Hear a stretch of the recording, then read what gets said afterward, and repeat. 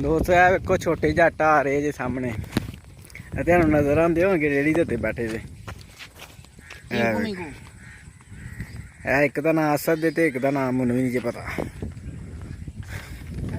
है दोस्तों पेंडू लाइफ कि बच्चों भी जो है ना कम ते लाना हुंदा है। पैर पंचर हो गया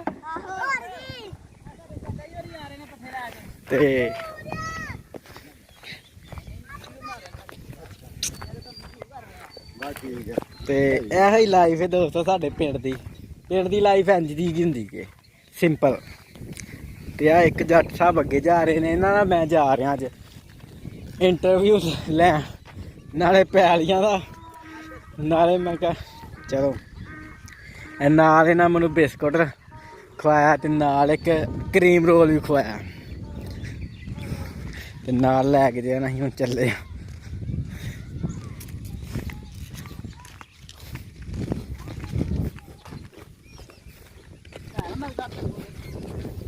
होर जी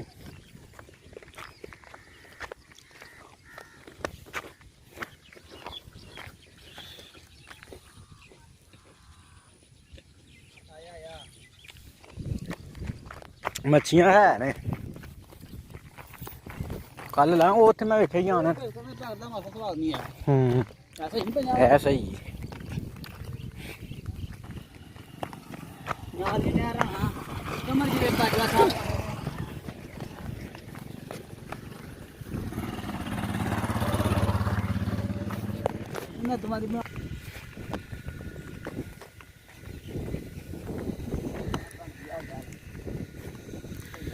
दोस्तों एक अगे आ रहे जे सामने जट साहब, जट चौरी सान जट, ते उस तो बाद आसम डोगर साहब। ते ये बेचारे मरन डे ने। देखो रात की सूरत हाल की इन्होंने।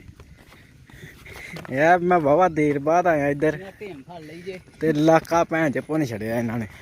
ए वेखो हुण ढेम फड़ ली है, वेखो वीडियो भी नहीं बना देंदे फुड़की भैने। बड़ा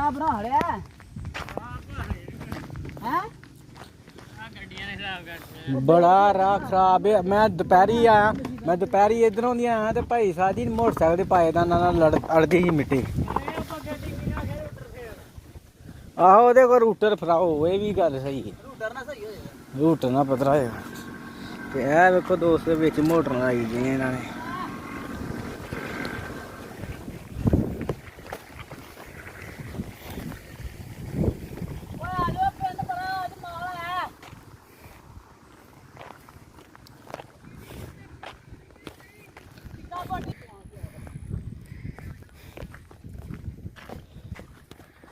ते ऐ वेखो दोस्तों तुहानू नज़र आंदा होएगा इंतज़ार साहब दे मोती जवारा ते साईं। चौरी फ्याज दी नस्ल है, ठीक है, ते बड़ी प्यारी नस्ल है। ते मिलने फिर दोस्तों नैक्सट वीडियो दे विच। उद तक दोस्तों तुसीं अपना ख्याल रखना है। थैंक फॉर वाचिंग दोस्तों, अल्लाह हाफिज़।